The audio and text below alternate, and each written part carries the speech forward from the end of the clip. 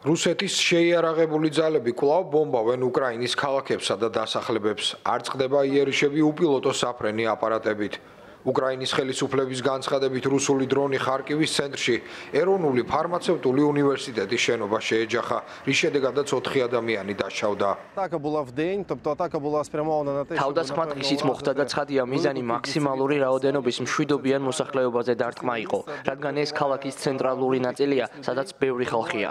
ქუჩის გადაღმა ბაზარია, რომელიც ფუნქციონირებს. ქუჩაში ბევრი ადამიანი იყო. სასწაულია, რომ არავინ დაღუპულა.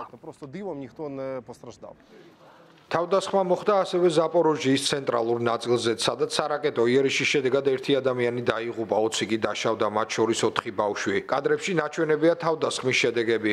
მცხოვრებლები სახლებსა და მანქანებზე მიყენებულ ზარალს აფასებენ.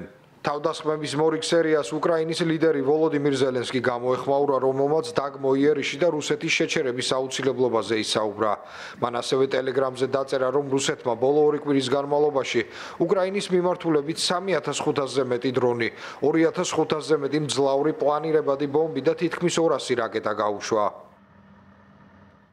ყოველდღე გრძელდება რუსული ტერორი. რუსებს არ სურთ ამ ომის დასრულება, ცეცხლის შეწყვეტა და მშვიდობაზე რეალურად საუბარი.